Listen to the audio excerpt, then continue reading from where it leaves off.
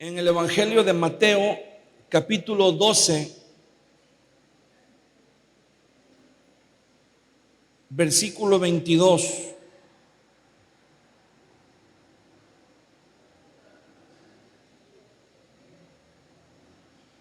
Mateo capítulo 12, versículo 22 en adelante. Es un pasaje, o son varios versículos, es un poquito largo, pero vamos a leerlo para que podamos tener una comprensión más, una mejor comprensión de lo que dice el pasaje. Ese versículo 22, entonces fue traído a él un endemoniado, ciego y mudo, y le sanó de tal manera que el ciego y mudo veía y hablaba.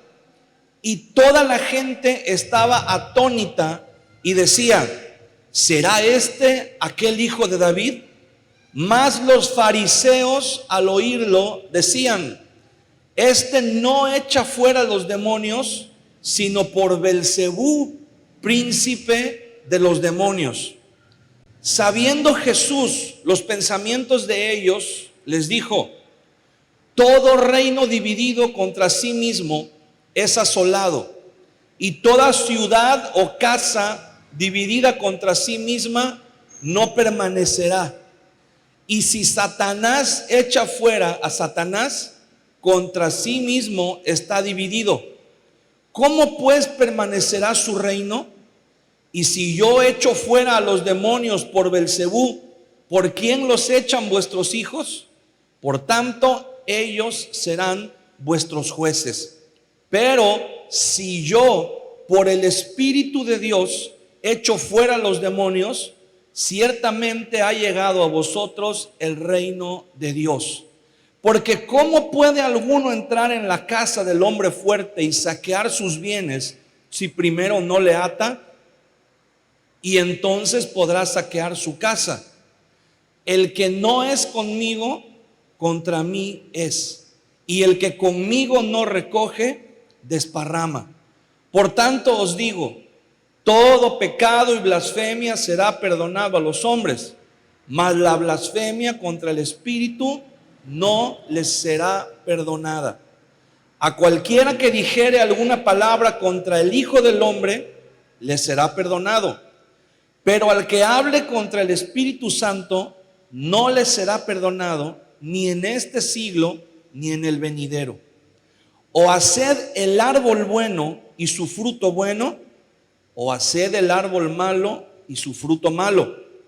Porque por el fruto se conoce el árbol. Generación de víboras, ¿cómo podéis hablar lo bueno siendo malos?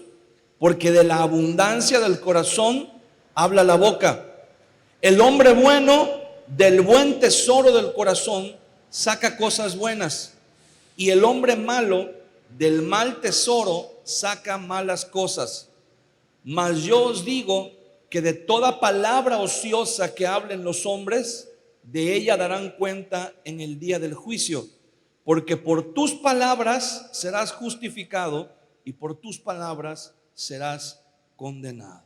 Amén. Hasta ahí vamos a leer, y que el Señor añada bendición a su palabra. Este pasaje nos habla de un caso muy específico en donde el reino de Dios, representado por Jesús, es confrontado directamente por el reino de Satanás, el reino de las tinieblas. Este es uno de los pasajes que causa mucha polémica en los evangelios, porque es uno de los pocos pasajes que hablan de un personaje que verdaderamente, dice la Biblia, que estaba tan influenciado, tan controlado por demonios, que incluso las funciones de sus órganos, de algunos órganos de su cuerpo, estaban bajo el control de demonios. Dice que era un ciego y mudo, y cuando lo llevaron a Jesús, Jesús echó fuera el demonio y dice que no había duda de que el demonio había sido expulsado, porque después de que Jesús trató con él, dice que el que antes era ciego y mudo, veía y hablaba. Entonces, fue una situación bastante fuerte, fue algo que causó mucho impacto en la gente que estaba ahí alrededor, la gente que había sido testigo presencial de estos hechos. Pero había un grupo de personas que estaban ahí que fíjese bien, eran más peligrosos todavía ellos que el demonio o los demonios que estaban atormentando a esta persona, a este hombre. Los fariseos, que no estaban dispuestos a ceder, no estaban dispuestos a dejar que alguien más llegara y algo así, fíjese bien, no estaban dispuestos a que Dios usara a alguien más que no fueran ellos. El contexto de este pasaje es que los discípulos de los fariseos ya habían intentado echar fuera a este demonio. O sea, esta persona endemoniada ya la habían traído con los fariseos, pero los discípulos de los fariseos no pudieron echar fuera el demonio. Entonces se lo traen a Jesús, y cuando se lo traen a Jesús, Jesús echa fuera el demonio. Y una vez más afirmamos, no había duda de que el demonio había sido echado fuera por los resultados. Se veían los resultados. No es que Jesús le oró, ¿verdad? Y dijo, bueno, ya llévenselo a su casa y ahí un día va a cambiar, ¿verdad? Un día se le va a ir el demonio. No, inmediatamente veía y hablaba. Eso quiere decir que ni era ciego ni era mudo, solamente el demonio estaba aprisionando esas funciones en su organismo, ¿verdad? En su cuerpo, en su cerebro.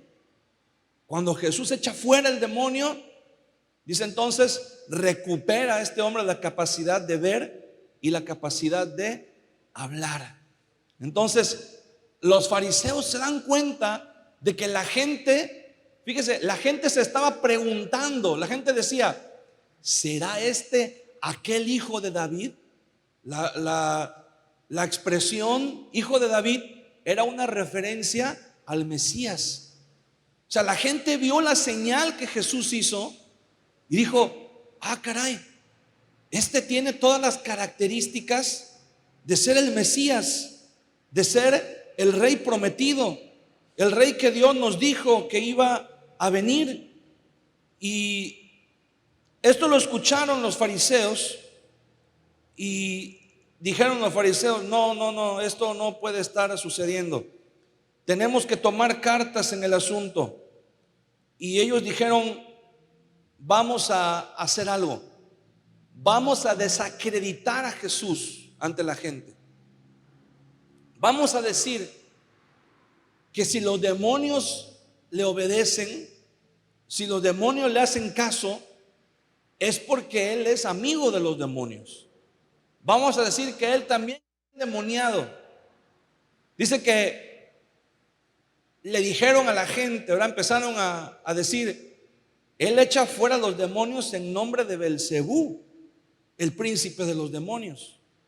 Y empezaron a decir a esparcir ese rumor entre la multitud. Y Jesús pudo haber hecho lo que hizo en otras ocasiones, ¿verdad? Darse la vuelta y dejarlos, decir, son un caso perdido, nunca van a cambiar, nunca se van a componer. Pero hay algo muy importante que Jesús señala en este pasaje al final, y dice Jesús, la blasfemia contra el Espíritu Santo no será perdonada. Ese es el tema el día de hoy, así se llama, la blasfemia contra el Espíritu Santo. Vamos a ver a qué se refería Jesús o a qué se refiere el pasaje cuando dice la blasfemia contra el Espíritu Santo. ¿Qué es la blasfemia contra el Espíritu Santo? Porque Jesús hace una aclaración. Ellos estaban diciendo, es que Jesús echa fuera a los demonios en nombre de Belcebú. Y Jesús hace una aclaración, dice, si ustedes hablan mal de mí, dice, pues no pasa nada. Dice, puede ser perdonado, pero el que blasfeme contra el Espíritu, o sea, el que hable contra el Espíritu Santo, ese no será perdonado. Entonces, ¿cuál es la blasfemia contra el Espíritu Santo? Vamos a ver qué nos dice el pasaje. Cuando este demonio se fue, cuando el espíritu fue expulsado por Jesús, inmediatamente la gente se dio cuenta de que algo estaba pasando. Imagínese usted, era una persona probablemente muy conocida por toda la comunidad, que era ciego y mudo. Y de repente, en plena ciudad, ¿verdad?, en plena comunidad, ven al que había sido ciego y mudo, viendo y hablando. Y la razón era Jesús. Y entonces empieza la gente, naturalmente comienza a ver a Jesús con otros ojos. Ya no solamente lo veían como un maestro, ya no solamente lo veían como alguien que les enseñaba la palabra de Dios de manera correcta, pero lo empiezan a ver como algo más. Fíjese bien, los milagros, las señales que Dios hace por medio de sus siervos, en este caso por medio de Jesús, tienen un propósito. Y el propósito es que la gente crea en Jesús, que Él es el Hijo de Dios, que Él es el Mesías. Cuando el Espíritu Santo se mueve en su iglesia, en su pueblo, hermano, ocurren milagros. Muchas veces, ¿verdad?, hay milagros que son sorprendentes, hay milagros que son muy vistosos, hay milagros que son, por decirlo así, por decirlo de alguna manera y en el buen sentido, hay milagros que son muy escandalosos, llaman mucho la atención. ¿Cuántas veces hemos escuchado, hemos visto, es que fulano de tal estaba enfermo? Ya los médicos lo habían dicho, ¿verdad?, que no tenía solución, que no había remedio, y oraron en la iglesia y el Señor lo sanó. O de repente, ¿verdad?, alguien se hace estudios, el médico le manda a hacer estudios, sale mal, oran por él, y de repente los siguientes estudios sale y no tienen nada. El Señor opera milagros a veces de esa manera. O a veces, ¿verdad?, por medio de los médicos, el Señor hace un milagro. ¿Cuántas veces hay personas, ¿verdad?, que están enfermas y los mismos médicos dicen, pues le vamos a dar el tratamiento, pero hay pocas probabilidades de que se salve, hay pocas probabilidades de que pueda salir adelante, de que pueda sanar? Y muchos, ¿verdad?, no sobreviven, pero de repente hay alguien que toma el medicamento, toma el tratamiento y le hace efecto y sana. Y mucha gente dice, fue la medicina. No fue la medicina, fue Dios. Dios usa muchas veces también la medicina y a los médicos. Dios los usa, ¿por qué? Porque son los medios que Dios ha establecido, que Dios ha puesto. Y eso, mi hermano, también es un milagro. Pero muchas veces no lo aceptamos como tal. Muchas veces, es que el médico era muy bueno. No, es que el médico estudió en tal escuela, ¿verdad?, en tal universidad. No, ahí salen muy buenos doctores. A veces no le damos el crédito, no le damos la gloria a Dios. Pero el Señor es el que obra los milagros. Muchas veces, ¿cuántos hemos escuchado o hemos vivido situaciones en las que hay un problema, ya no digamos de salud, pero de otras índoles? Hay problemas muy graves que están a los ojos del ser humano imposibles de resolver, y de repente se resuelven. ¿Verdad? ¿Y qué dice la gente? Ay, pues tuviste suerte. No, es que te tocó, ¿verdad? Que, no, hombre, agarraste. Hay gente que dice, no, es que te tocó que el juez lo agarraste de buenas y por eso te dio así a tu favor. No, hombre, es que agarraste al ministerio público, lo agarraste en sus 5 minutos, ¿verdad? Y por eso te ayudó. No. Es Dios el que hace las cosas. Es Dios el que obra. Muchas veces por medios que nosotros quisiéramos que se abriera el cielo, ¿verdad? Y que el Señor bajara y que ahí se viera el milagro. Pero a veces Dios usa elementos cotidianos para llevar a cabo los milagros. Pero los milagros tienen un propósito, ¿verdad? Porque hay personas que dicen, no, ya no hay milagros. ¿Cómo no va a haber milagros? ¿Verdad? Hay gente que dice, no, ya se acabaron los milagros. Ya al día de hoy, ya los milagros eran para los apóstoles. Ya los apóstoles murieron, ya no hay milagros. Mucha gente cree eso, hermano. Yo digo, bueno, si ya no existieran los milagros el día de hoy, probablemente muchos de nosotros no estaríamos en este lugar. Porque muchos de nosotros somos un milagro de Dios. ¿Quién? Si le hubiéramos preguntado a tu esposa o a tu esposo, si le hubiéramos preguntado, oye, ¿tú crees que un día tal fulano de tal llegue a la iglesia? Hace unos meses o unos años atrás, ¿qué hubiera dicho tu esposa? Si le hubieran preguntado, ¿sabes? Tu esposa hubiera dicho, en la iglesia, no, hombre, ¿cómo vas a creer? ¿Cuándo? O el esposo tal vez hubiera dicho, no, mi esposa en la iglesia, no, hombre, ¿cómo crees? Y dice, solamente un milagro de Dios, ¿verdad? Bueno, pues a veces ahí está el milagro. Pero ¿qué decimos? Ay, pasó nada más porque sí, ¿verdad? Porque la agarramos de buenas o algo quiere o no sé.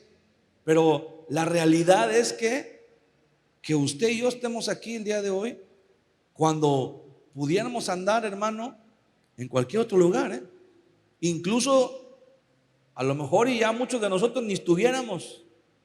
A lo mejor muchos de nosotros ya nada más estuviéramos en el recuerdo. Sin embargo, aquí estamos, aquí nos tiene el Señor, amén. Y dice Jesús, bueno, los fariseos dicen, no, ese echó fuera el demonio por Belcebú.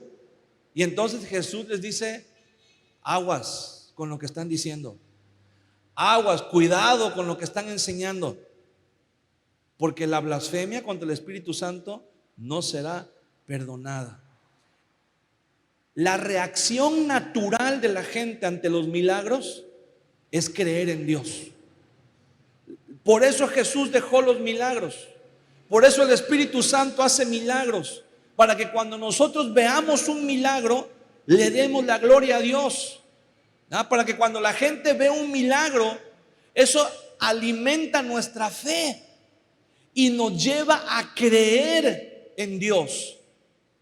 Jesús dijo, el que no creyere por las palabras, por la predicación de ustedes, le dijo a sus discípulos, creerá por las señales, creerá por los milagros.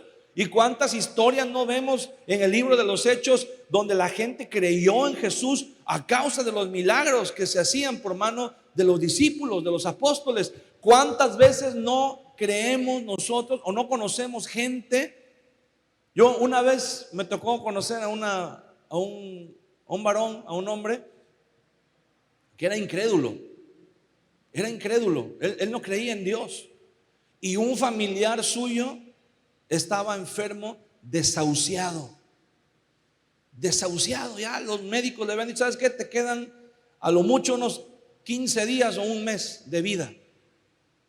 Y ya lo daban por muerto, ya hasta tenían comprado el terreno en el panteón y todo. Y el Señor lo sanó en una campaña, en un evento. oraron por él y después de que oraron por él, se sintió tan bien que fue y se volvió a hacer todos los análisis, todos los estudios médicos que le habían hecho, y todo lo que había salido positivo salió negativo. O sea, es un milagro.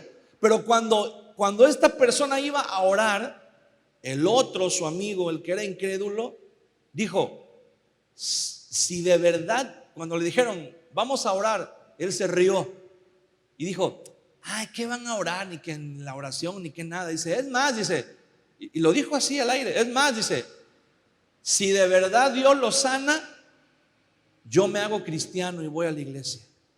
¿Y qué crees que pasó? Dios lo sanó.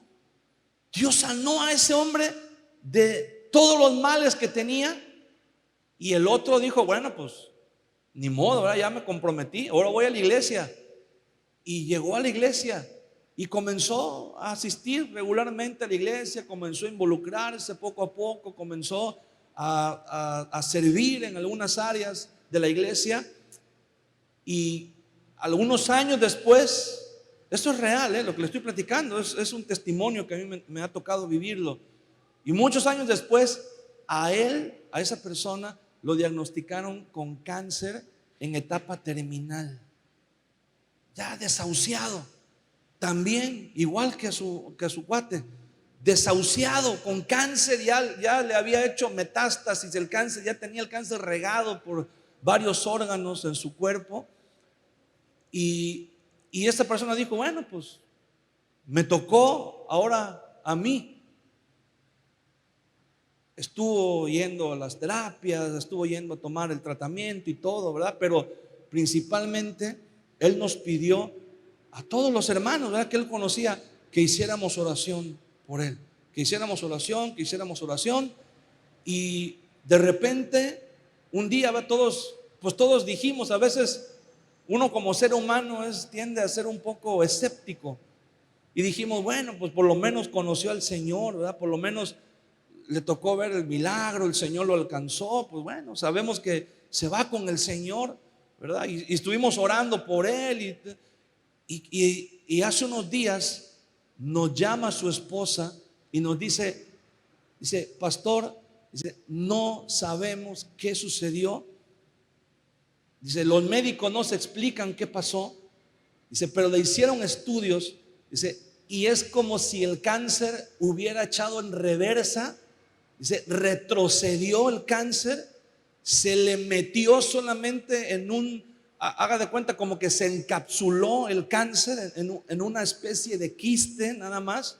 Dice, y lo único que tienen que hacer los médicos es sacarle el quiste y se acabó el cáncer. Y está limpio, está sano. Y hermano, alguien dirá, es que el tratamiento fue bueno, es que fue con el mejor médico, es que le tocó una buena atención. Pero nosotros sabemos que el Señor hizo un milagro en su vida.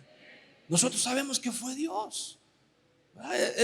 A mí en lo personal es la segunda vez que me toca un caso así. Una vez también oramos por una persona, una mujer, que también el cáncer ya se había regado, y de repente viene y nos dice, pastor, me dijo el doctor que no se explica qué sucedió, pero el cáncer retrocedió, se metió en un quiste, se encapsuló en un quiste, y solamente lo que hicieron los médicos fue sacarme el quiste y se acabó el cáncer. Ya no hay más, está sana. Y hermano, esos son milagros. Y sabe, mucha gente cuando ve esos milagros cree en Dios. Esa es la razón de los milagros. Ese es el porqué de los milagros. Es lo más natural que la gente crea en Dios por medio de los milagros. Y la gente que vio el milagro en Jesús, que hizo en este hombre endemoniado, creyó en Dios. Pero aquí viene una intervención de los fariseos. Y esto que los fariseos hicieron, esa es la blasfemia contra el Espíritu Santo. Desacreditar la obra del Espíritu Santo. Lo que el Espíritu Santo hace para que la gente crea en Él, y de repente viene alguien y dice, no, eso no fue el Espíritu Santo, eso fue porque porque el médico era muy bueno. No, eso no fue la oración, ¿eh? No vayas a creer que esa persona sanó porque iba a la iglesia. No, sanó porque tomó esta medicina y esta medicina es muy buena. Hermano, la blasfemia contra el Espíritu Santo es cuando endurecemos nuestro corazón de tal manera que ya no creemos que el Espíritu Santo de Dios pueda hacer un milagro en la vida de una persona, ni en nuestra propia vida, ¿verdad? Y no solamente no lo creemos, sino que estorbamos la fe de otros que están creyendo y los desviamos para que no crean en Dios. Esa es la blasfemia contra el Espíritu Santo. Entorpecer la obra que el Espíritu Santo hace para que la gente crea, para que creamos. Y Jesús les dice, mire, Jesús no podía permanecer indiferente ante lo que estas personas estaban haciendo. Jesús responde de tres maneras, o les da tres respuestas diferentes. Les da tres respuestas en una a lo que los fariseos estaban diciendo. En primer lugar, Jesús responde y dice, sabiendo Jesús los pensamientos de ellos, en el versículo 25, o sea, Jesús sabía lo que estaban pensando y lo que le estaban diciendo a la gente. Los fariseos dijeron algo falso, algo que no era cierto, y Jesús de inmediato desafió, retó su declaración, su pensamiento falso. No solamente lo dejó pasar, sino que dijo, aquí hay algo que hacer, aquí hay algo que tengo que intervenir, porque conoció los pensamientos del corazón de ellos, ¿verdad? No solamente les dio una respuesta, pero les dijo lo que ellos estaban planeando. O sea, los fariseos se dieron cuenta y dijeron, ¿y cómo supo que fuimos nosotros los que dijimos eso? ¿Cómo supo que fuimos nosotros los que planeamos desacreditarlo? Ahí los fariseos se dieron cuenta y dijeron, caray, como que de verdad no es un hombre ordinario, ¿verdad? Porque pudo discernir que fuimos nosotros el origen de del rumor que se esparció.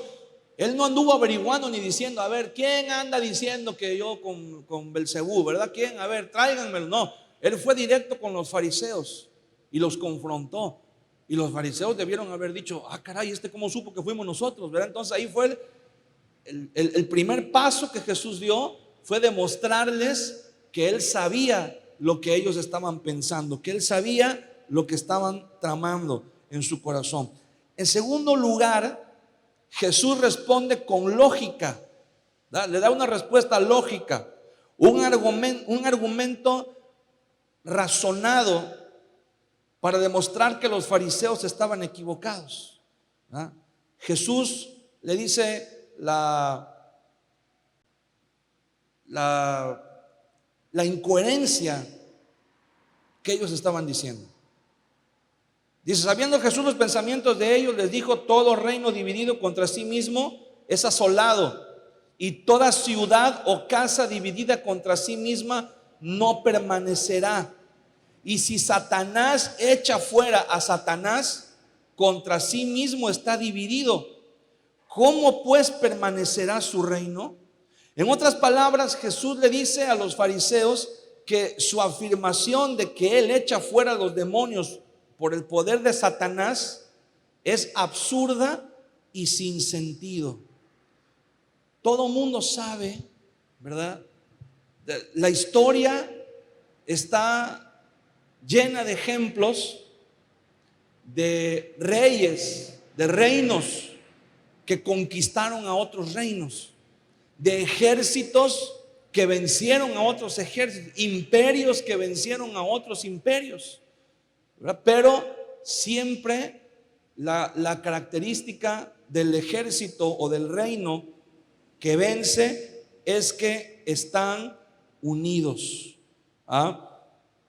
Todo el mundo sabe que un reino o fuerza militar está condenada al fracaso si existen luchas internas dentro del grupo. Y Jesús estaba diciendo, es tonto pensar que soy un siervo de Satanás, mientras que al mismo tiempo estoy luchando contra Satanás, echando fuera a los demonios. ¿Verdad? Esa no es un argumento, eso no es lógico. Creer que Satanás puede echar fuera a Satanás. No tiene coherencia ese pensamiento. Un ejército o un reino que lucha contra sí mismo, ¿verdad? Alguien dijo una vez, para que un imperio caiga, dice, no se necesita que vengan enemigos, no se necesita que vengan ejércitos más fuertes o más grandes o más poderosos. Dice, los grandes imperios caen por las divisiones internas, por las luchas internas que hay en ellos, ¿verdad? Por las divisiones que se encuentran. Y bueno, en la historia tenemos grandes ejemplos de esa verdad, ¿no?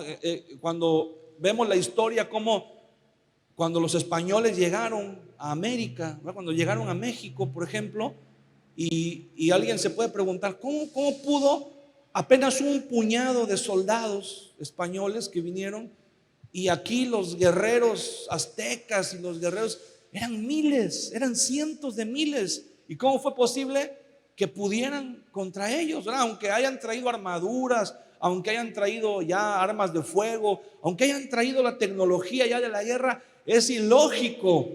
Pero ¿qué es lo que encontramos en la historia? Que la gente que vivía aquí, sí, cierto, eran cientos de miles, pero estaban divididos, estaban luchando siempre entre ellos, esclavizándose unos a otros.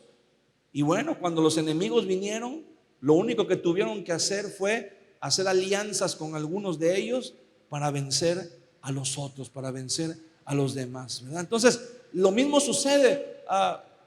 Recuerdo que cuando yo llegué a la iglesia, una de las primeras lecciones que tomé, una de las primeras clases de la Biblia que tomé, uno de los maestros que nos daba clases en aquel entonces nos enseñó algo muy importante que siempre se me quedó grabado. Me dijo, toda verdad es paralela. Toda verdad, todo lo que es verdad se refleja tanto en lo natural como en lo espiritual, ¿verdad? Por aquí anda mi maestro, ¿verdad? El que nos enseñó eso. Todo lo que nosotros vemos en el mundo natural se refleja en lo espiritual. Si en lo natural un ejército dividido puede ser derrotado. Había un pastor hace muchos años que nos decía, ya partió con el Señor, ¿verdad? Pero nos decía, hermano, cuando el diablo fue a la escuela, dice, era medio burro. Dice, no aprendió a sumar, no aprendió a multiplicar, no aprendió a restar. Dice, pero aprendió a dividir. Dice, y con eso tuvo. Dice, eso le sirvió. ¿Por qué? Porque cuando él viene y quiere destruir un ejército, quiere destruir un reino, lo único que tiene que hacer es dividir. Por eso hay un dicho que dice, ¿verdad? Divide y vencerás. ¿Por qué? Porque eso es lo peor que le puede suceder a un ejército, a un reino, estar dividido. Entonces Jesús dice, lo que ustedes están diciendo es una incoherencia. ¿Cómo puede un ejército o una casa o un reino permanecer si está dividido? De igual manera, Satanás no puede permanecer. Si el reino de Satanás está dividido, entonces ya hubiera caído desde hace mucho tiempo. En segundo lugar, el segundo argumento que Jesús les da, dice, si yo echo fuera los demonios por Belcebú, ¿por quién los echan vuestros hijos? Por esta razón ellos serán vuestros jueces. En el contexto de este pasaje, como ya lo mencionamos hace un momento, antes de que le llevaran a este hombre endemoniado a Jesús, ya se lo habían llevado a los discípulos de los fariseos. Y los discípulos de los fariseos no habían podido echar fuera el demonio. Cuando Jesús dice: si yo echo fuera a los demonios en nombre de Belcebú, ¿por quién los echan vuestros hijos? Cuando dice vuestros hijos se refiere a sus discípulos, a los discípulos de los fariseos. Les está diciendo Jesús: bueno, vamos a suponer que yo echo fuera a los demonios por Belcebú, ¿no? O sea, están diciendo que yo soy el malo, dice Jesús. Dice, eso quiere decir que ustedes son los buenos, ¿verdad? Yo los echo en nombre de Belcebú y ustedes y sus discípulos los echan en nombre de Dios. Pero dice Jesús, pero da la casualidad de que sus discípulos, echándolo en el nombre de Dios, no pudieron, ¿verdad? Y yo echándolo en nombre de Belcebú, sí pude. Entonces Jesús les está diciendo, lo que ustedes están diciendo es que Dios no puede echar fuera los demonios, pero Belcebú sí puede. Eso es lo que están diciendo, que Belcebú es más poderoso que Dios. Eso es lo que le están enseñando a la gente. Eso era algo. Mire, los fariseos no pensaron antes de abrir la boca. Los fariseos no razonaron que en vez de desacreditar a Jesús, se estaban desacreditando ellos mismos. En vez de salir adelante, se estaban hundiendo más. Y eso es lo que sucede muchas veces. Mire, hermano, cuando nosotros venimos a la iglesia, el Señor comienza una obra en nuestra vida. El Espíritu Santo comienza a trabajar. Desde el primer día que usted se decide acercarse al Señor, el Espíritu Santo comienza una obra en su vida. Aunque no se puede ver, aunque muchas veces usted y yo no lo podemos sentir, aunque usted no lo vea, aunque usted no lo sienta, es más, aunque usted no lo crea, pero el Espíritu Santo de Dios está trabajando ya en su vida. Eso que usted le trae al Señor y dice, Señor, quiero que cambies mi vida, quiero que me quites esto, quiero que me ayudes con esto. Y a veces quisiéramos que el Señor nos respondiera así, que la respuesta viniera rápido, que el cambio viniera rápido. Y no viene rápido, pero viene. Porque Dios siempre escucha las oraciones. Porque Dios siempre responde las oraciones. Pero tenemos que creer que Él ya está obrando. ¿Cuándo vamos a ver el resultado? Bueno, en el tiempo indicado. En el tiempo que Dios así lo considere que debe de ser. Pero lo que no tenemos que hacer, hermano, es negar la fe. Porque cuando nosotros venimos a la iglesia y nos acercamos a Dios y buscamos a Dios y Dios comienza una obra en nosotros, hermano, el Señor nos va perfeccionando. Pero Dios no tiene prisa. Nosotros tenemos prisa porque nuestro tiempo es corto, nuestro tiempo está limitado y queremos avanzar rápido, pero Dios no está apresurado. ¿Sabe por qué? Porque Dios es un Dios de procesos. Dios no se salta los procesos. El día de hoy, hermano, estamos acostumbrados a que todo lo queremos rápido. Todo lo queremos en un abrir y cerrar de ojos. La vida el día de hoy está diseñada para que todo lo tengamos rápido. ¿Cuál es la competencia el día de hoy, verdad? ¿Qué carros son los que se venden más? Los carros más rápidos. ¿Qué internet es el que se vende más? El internet más rápido. ¿Ah? ¿Qué es lo que la gente busca? ¿A dónde va a comer la gente? Al lugar donde te despachan rápido. ¿Qué cosa busca la gente? A donde le resuelvan rápido. ¿Por qué? Porque el tiempo es un recurso valioso. Porque todo lo queremos ya, ¿verdad? Desde que se inventó el microondas, el horno de microondas, todo lo queremos rápido. Todo queremos que esté en 2 minutos, en 3 minutos. Pero Dios no se salta los procesos. Para Dios es más importante el proceso en el que estamos que el resultado. Porque en el proceso aprendemos. En el proceso somos transformados. Y eso es lo que a Dios le interesa. A Dios le interesa más quiénes somos que lo que podemos hacer para Él. Quiénes somos en Él. Tal vez decimos, Señor, es que yo un día quiero predicarle a mucha gente y quiero, mira, primero cambia tú. Primero gánate a ti para Cristo y después vas a ganar a otros. Primero gánate a ti. Primero trabaja en ti. Primero trabaja en tus necesidades, en tus áreas débiles, en lo que tú necesitas cambiar. Necesitamos, hermano. Pero ¿sabe cuál es el problema? Cuando alguien se desespera a mitad de un proceso y dice, no, a mí se me hace que Dios no está haciendo nada. A mí se me hace que Dios no me está escuchando, Dios no me está oyendo. A mí se me hace que en esa iglesia no se mueve el Señor. Me voy a ir a otra iglesia. Porque en otra iglesia me están prometiendo, ¿verdad? Que ahí hay un profeta y que ahí ese profeta recibe revelación y desciende fuego del cielo y tal o cual cosa. Y ahí sí va a ser más rápido mi proceso y mi milagro, ¿verdad? Lo que Dios quiero que el Señor haga en mi vida. Y nos salimos pensando, ¿verdad? Que es que Dios te está tardando mucho. Es que, Señor, tú no entiendes, a mí me urge este asunto, a mí yo no puedo esperar tanto tiempo. Y queremos apresurar a Dios. Imagínese, el Señor le dijo a Abraham, vas a tener hijos. Y tus hijos, tu descendencia va a heredar esta tierra. Y le habló de reyes, le habló de naciones, le habló de pueblos. Y Abraham no tenía ni un hijo.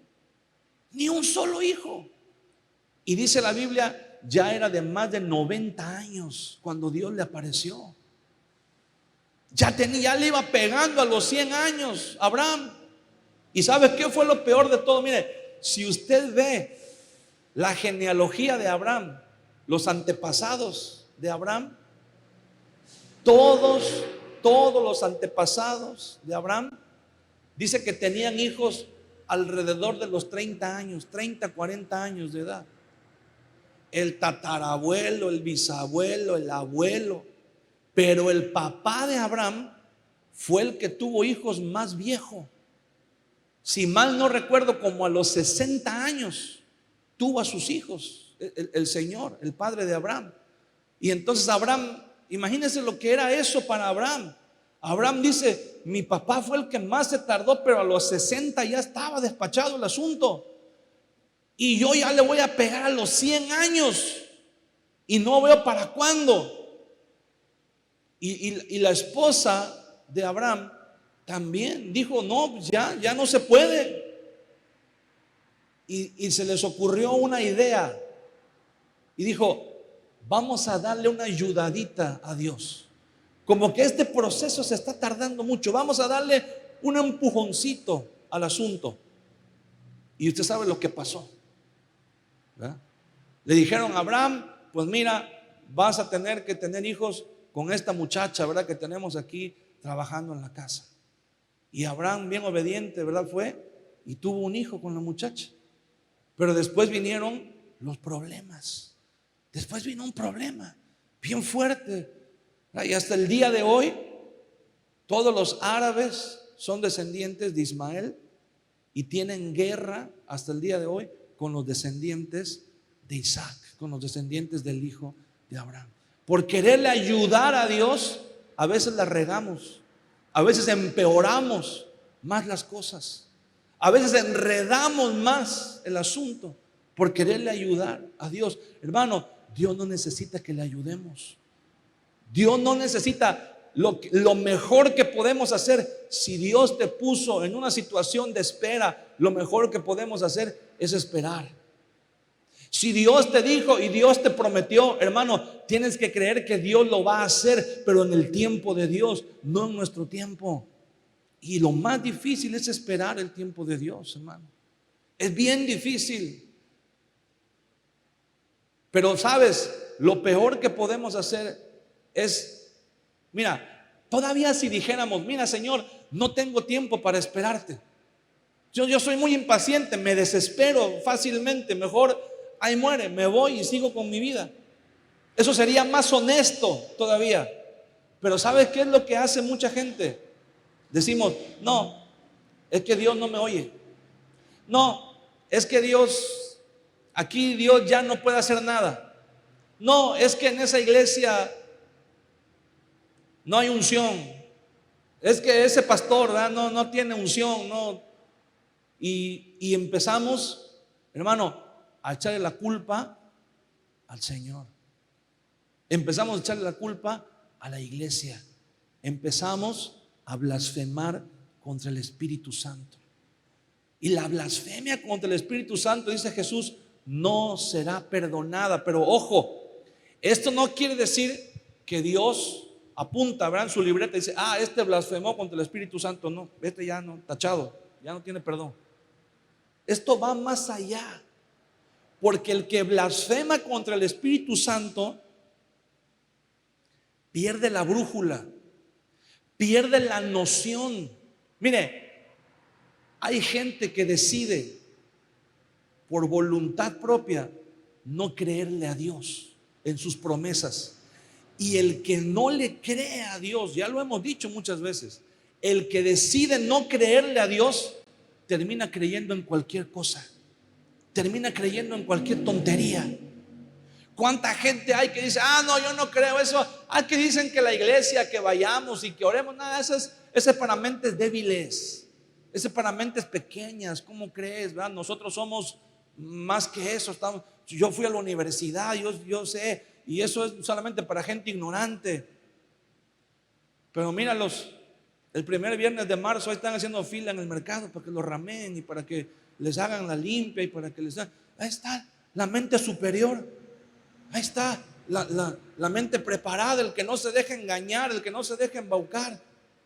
¿Cuánta gente hay que dice, mira, no hombre, en la iglesia, no hombre, ¿cómo crees? Son puro pedir dinero. Eso del diezmo, ¿verdad? Eso es un fraude, eso es una estafa. Eso de la ofrenda y eso de mentira, el pastor se lo clava. Y hay gente que dice, yo ni que estuviera loco para andar manteniendo al pastor. No, ni que estuviera yo loco para andar dándole dinero, ¿verdad? Y que lo mejor me lo gasto yo. Pero de repente llegan personas que dicen, no hombre, mira, y esto yo lo he visto, Yo he conocido personas que dicen, no hombre, eso del diezmo es un engaño, es un fraude, es un robo. Yo no voy a dar nada, ni que estuviera loco, ni que estuviera tonto, ¿verdad? Para andar regalando mi dinero. Pero de repente llega gente y dice, venga, vamos a hacer una junta porque va a venir una ayuda de España, va a venir un dinero que el Banco de España va a dar para que la gente compre ganado y para que la gente compre carro y para que la gente compre esto. Pero hay que apuntarnos, hay que hacer un grupo y ellos apuntan. Y hay que hacer una junta cada mes y cada junta hay que cooperar 200 o 300 pesos. Y ahí tienes a la gente yendo a las juntas y cooperando. Y hay gente que te dice, y ya menos viene, hermano, ya menos viene el recurso, ya menos viene el apoyo, ya menos vienen los carros. Y hermano, los defraudan. Como dicen por ahí, ¿verdad? Los llevan al baile. ¿A cuántas juntas fuiste? No, pues yo nada más fui como a 10 juntas. Y en cada junta eran de 300, de 500 pesos. ¿Cuánto dinero? No, pues ya nos robaron, ya ni modo. Ahí está la inteligencia superior. El que no se deja robar, el que no se deja defraudar. ¿Sabe por qué? Porque el que decide no creerle a Dios, vienen espíritus de engaño, vienen espíritus de mentira y se apoderan. Y estas personas dicen, no, yo no creo en Dios, yo ahí no.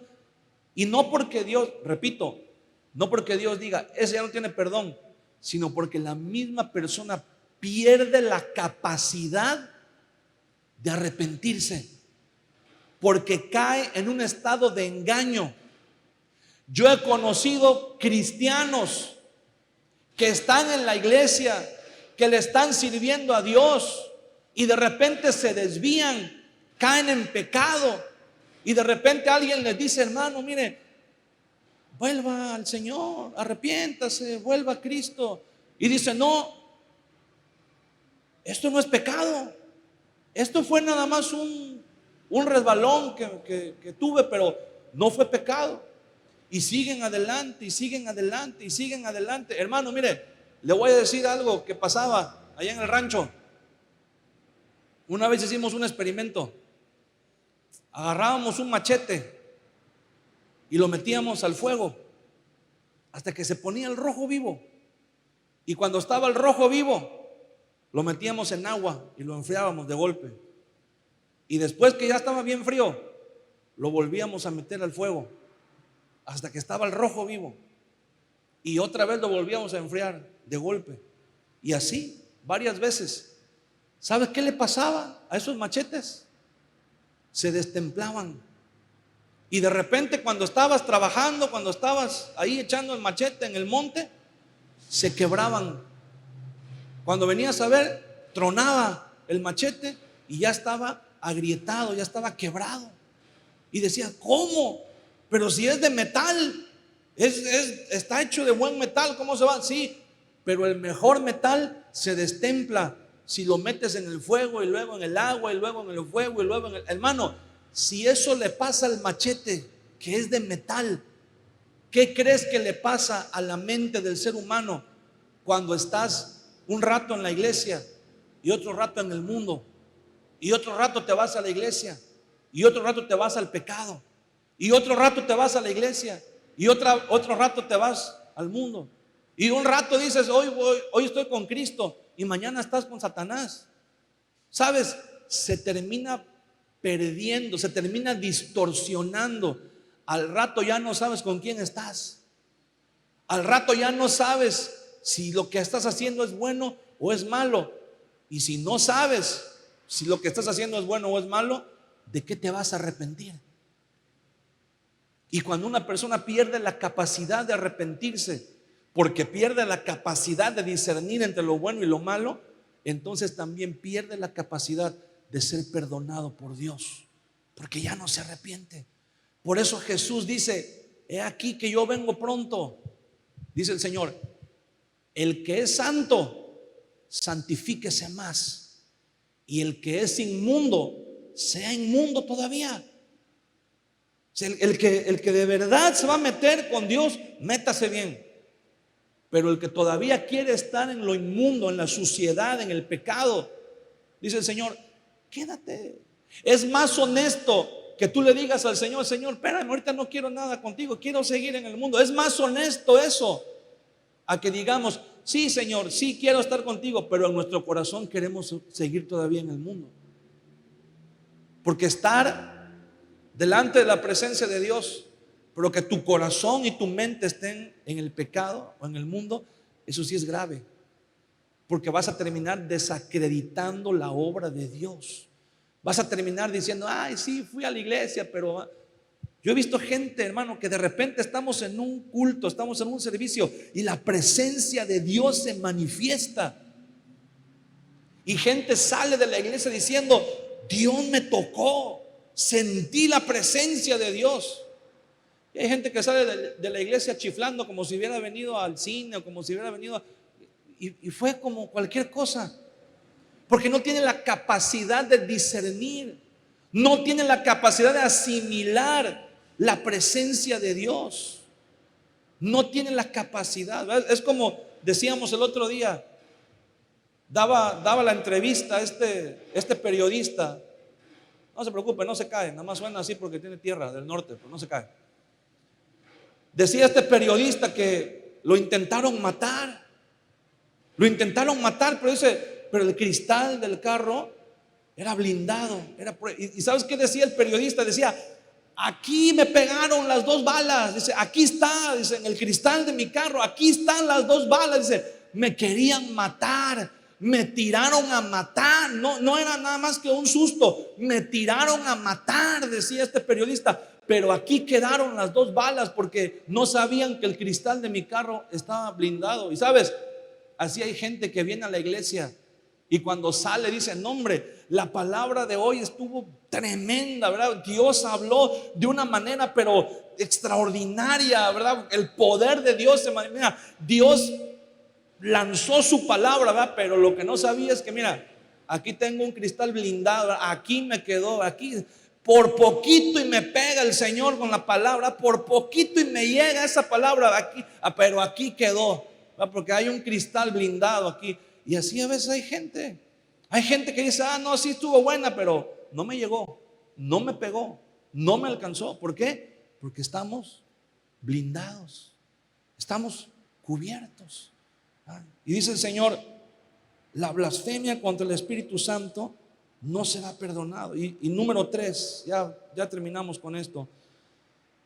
Dice Jesús, pero si yo por el Espíritu de Dios echo fuera los demonios, ciertamente ha llegado a vosotros el reino de Dios. Jesús está diciendo eso, dice, mira, en primer lugar, estás diciendo que el reino de Satanás está dividido y eso no es lógico. En segundo lugar, estás diciendo que Satanás es más poderoso que Dios y eso tampoco es lógico, tampoco puede ser verdad. Y en tercer lugar, dice Jesús, si yo por el Espíritu de Dios echo fuera los demonios, quiere decir que el reino de Dios ha venido y ustedes no tienen la capacidad de verlo. Está delante de sus ojos y ustedes que son los maestros de la palabra no lo están viendo, pero la gente sí lo está viendo y lo está reconociendo. Mira, esta expresión, el Espíritu de Dios, cuando Jesús dice, pero si yo por el Espíritu de Dios, mira, me gusta porque en Lucas, si me acompañas ahí en el Evangelio de Lucas, en Lucas lo traduce de una manera bien interesante. Lucas capítulo 11, en el versículo 20, dice, mas si yo por el dedo de Dios echo fuera los demonios, ciertamente el reino de Dios ha llegado a vosotros. Dice Jesús, si yo por el dedo de Dios, y esta expresión dedo de Dios significa una intervención directa de Dios. Mire, Jesús estaba hablando como hombre, no como Dios mismo. En ese momento Jesús estaba hablando como un siervo de Dios. Pero dice Jesús, hay un momento donde Dios te envía y Dios dice, tú vas en mi nombre, ¿no? A veces es Dios a través de nosotros, ¿no? Pero a veces es Dios manifestándose delante de nosotros. Y eso es lo peor de todo, que los fariseos no se dieron cuenta. Dice Jesús, no soy yo en nombre de Dios.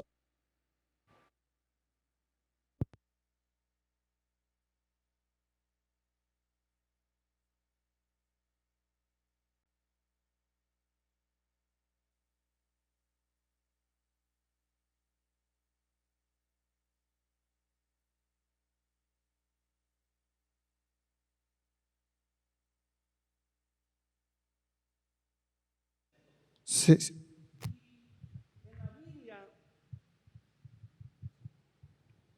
En la Biblia solamente hay 2 pasajes donde se menciona esto, que es este de Lucas 11:20 y el otro, quiero que me acompañe, está en el libro de Éxodo capítulo 8.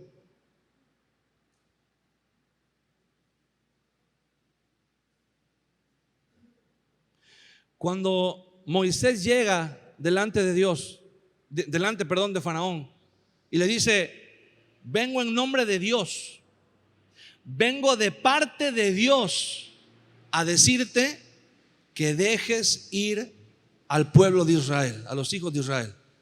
Y Faraón dice, no los dejo ir. ¿Qué señales? ¿A quién es ese tal yo soy, ¿verdad? Para que los deje ir. ¿Quién es Jehová? ¿Quién es ese tal Dios? Para que yo le obedezca, ¿verdad? Para que yo le haga caso. Y entonces Moisés comienza, gracias. Ay. Y entonces Moisés comienza a hacer las señales. Dice que arrojó su vara y la vara se convirtió en serpiente. ¿Y qué hicieron? Fíjate, junto a Faraón había dos brujos que eran los meros brujos. Eran los que, esos sí estaban bien enchamucados. Y dice que cuando Moisés tiró su vara y se convirtió en serpiente, ellos hicieron lo mismo. Ellos arrojaron sus varas y se convirtieron en serpientes. Fíjate que estos brujos sí eran brujos de verdad, tenían power, no eran charlatanes ahí que anduvieran nada más, no, de verdad, tenían al chamuco. Dice que Moisés hizo que el agua se convirtiera en sangre y estos brujos trajeron agua y también la convirtieron en sangre. Moisés extendió su mano, dice que hizo subir ranas del río a toda la tierra de Egipto. Y vinieron los brujos y dijeron, este viene en nombre de su Dios. Dijeron los brujos, pues nosotros también venimos en nombre del nuestro. Y dice la Biblia que también los brujos hicieron subir ranas del río. Y ya la cosa se iba poniendo seria. Y entonces Moisés, dice la Biblia, golpeó el polvo con su bastón, con su vara, golpeó el polvo de la tierra y todo el país de Egipto se llenó de piojos. Todo el país de Egipto se llenó de piojos. Y cuando los brujos de Faraón quisieron hacer lo mismo, dice la Biblia, no pudieron. Pero no solamente no pudieron, sino que los brujos se dieron cuenta de algo. Los brujos vinieron con Faraón y le dijeron, ¿sabes qué, Faraón? Ya no jugamos. Ahí muere. Esto ya se puso serio. Versículo 19, Éxodo capítulo 8, versículo 19. Entonces los hechiceros dijeron a Faraón, dedo de Dios es este. O sea, los hechiceros de Faraón dijeron, bueno, con Moisés nos damos el tiro, nos aventamos el tiro. Pero llegó un momento que, escúchame, ya no era Moisés en nombre de Dios, ya era Dios en Moisés. Y cuando los brujos vieron eso, los brujos dijeron, ahí ya no nos metemos. Fíjate, los brujos reconocieron que con Dios ya no se podían meter. Y los fariseos no eran capaces de ver que Jesús, por el dedo de Dios, estaba echando afuera a los demonios. ¿Y sabes por qué no pudieron verlo? Porque habían endurecido su corazón. Eso me recuerda, ¿verdad? Cuando Balaam dice que iba en su mula, iba caminando y de repente la mula, él iba a maldecir al pueblo de Israel. Y de repente la mula metió freno de mano y dijo, ya no, hasta aquí. Y dice que Balaam le empezó a pegar a la mula y dijo, avanza, no sé, le hizo y le deshizo, hasta que Dios dice que abrió, soltó la boca de la mula y la mula volteó y le dijo, ¿no estás viendo? Y entonces dice que Balaam vio y estaba un ángel de parte de Dios parado. Hermano, la mula vio la obra de Dios primero que el disque profeta. Que no nos pase, que no nos pase lo de Balaam, que no nos pase lo de los fariseos. Mira, aún los brujos de Faraón dijeron, ahí ya no nos metemos porque ahí ya está Dios de por medio y con él no podemos. Fíjate, los brujos fueron más honestos. Le dijeron a Faraón, aquí ya no jugamos. Aquí ya nos retiramos de la jugada, ya no podemos. Pero los fariseos no fueron capaces de discernir. ¿Sabe por qué? Porque decidieron negar la obra de Dios. Y Jesús dice algo muy importante. Quiero pedirle que se ponga de pie conmigo un momento.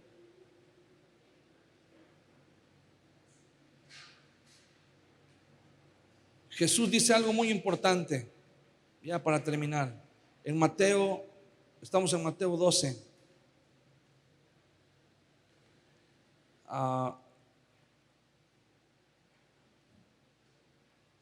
En el versículo 33, Jesús dice: o haced el árbol bueno y su fruto bueno, o haced el árbol malo y su fruto malo, porque por el fruto se conoce el árbol.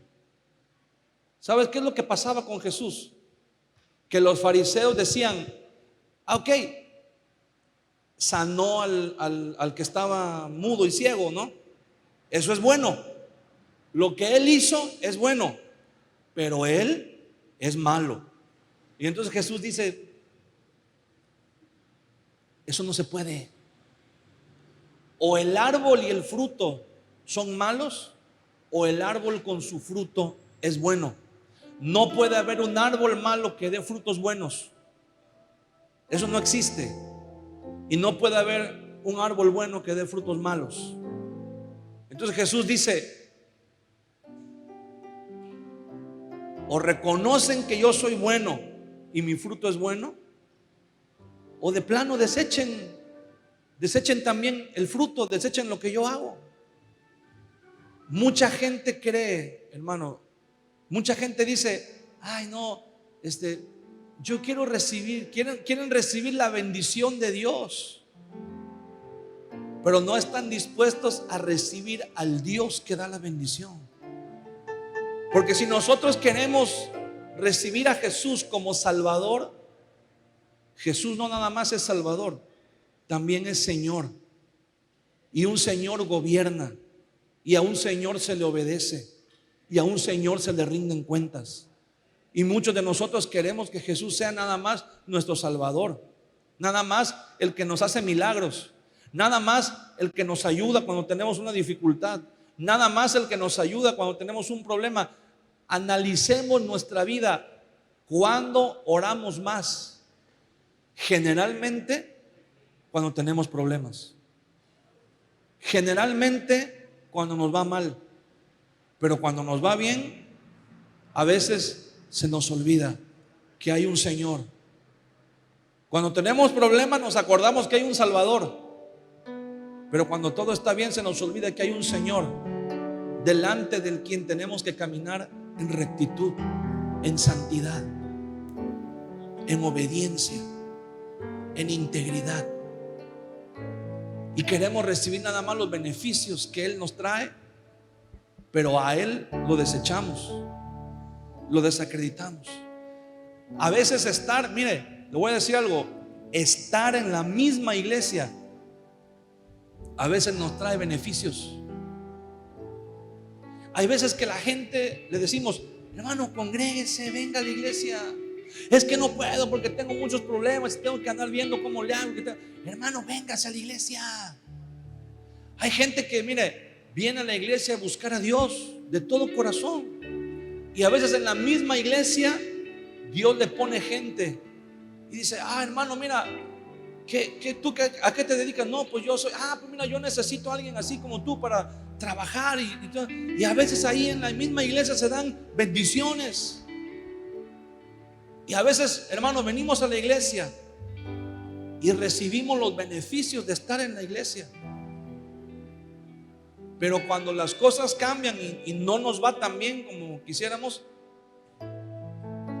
ha habido gente que se va hablando mal de la iglesia. Es que en esa iglesia no hay amor. Es que en esa iglesia no me trataron bien. Es que en esa iglesia no me hicieron esto, no me dijeron. Sí, pero se le olvida que cuando tuvo necesidad, en la iglesia fue de bendición para su vida. Se le olvida que cuando venía, ¿verdad? Y con una petición, con una necesidad, Dios por medio de la iglesia le suplió esa necesidad. A veces queremos el fruto, pero no queremos el árbol. Y dice Jesús, eso no se puede. O hacemos el fruto bueno y el árbol bueno, o hacemos el fruto malo y el árbol malo. Pero a medias no se puede, porque dice Jesús, el que es malo, del mal tesoro de su corazón saca cosas malas, pero el que es bueno, del buen tesoro de su corazón saca cosas buenas. Porque el árbol se conoce por el fruto que da. No hay vuelta de hoja. Y a lo mejor el fruto no te está gustando, el fruto que hay en tu vida. Tenemos que reconocer. Entonces, si el fruto no me está gustando, si no tengo un fruto bueno, es porque probablemente no soy un árbol tan bueno como creo que soy. Entonces necesito que Dios haga un milagro en mi vida. Necesito que Dios me cambie, que Dios me transforme. Necesito que Dios me meta en un proceso. Y a veces ese proceso es tardado, pero es necesario. No podemos decir, ay, es que en la iglesia no pasa nada. Ay, es que Dios no me escucha. Ay, es que las oraciones no sirven. Ay, es que no hay. Hermano, cuidado. No vayamos a caer en blasfemia contra el Espíritu Santo. Es mejor que digamos, yo siento que ahorita para mí todavía no es tiempo de buscar a Dios. Mejor sigo mi vida. Eso sería más honesto delante de Dios. Pero si tú estás buscando verdaderamente el rostro de Dios, tenemos que tener paciencia. Aunque tarde, aunque parece que tarda, tenemos que esperar en el Señor. Tenemos que decir al Señor, Señor, enséñame a esperar en ti. Cierra tus ojos un momento en esta tarde. Levanta tus manos delante de la presencia del Señor. Dile, Señor, hoy vengo delante de ti con una necesidad. Hoy vengo delante de ti, Señor, porque necesito, Señor, que tú renueves mi corazón. Necesito que tú hagas un milagro en mi vida. Necesito que tú me traigas sanidad. Necesito que tú me traigas libertad, Señor. Necesito que tú me ayudes a creer que la obra que tú has comenzado en mi vida, Señor, la vas a perfeccionar. No permitas que la impaciencia se apodere de mí. No permitas, Señor, que mi fe flaquee y caiga. No permitas, Señor, que yo me desvíe. No permitas que mi corazón se endurezca de tal manera que yo deje de creer en ti, que yo deje de creer en la oración, que yo deje de creer en tu iglesia, Señor. No permitas que mi corazón se endurezca de tal manera que yo pierda la capacidad de arrepentirme y pierda la capacidad de ser perdonado, Señor. Enséñame a esperar en ti con fe. Enséñame a esperar en ti con paciencia, con valor, Señor, porque necesito esperar en ti. Levanta tus manos un momento y vamos a adorarle al Señor. Vamos a cantarle con todo tu corazón a Él.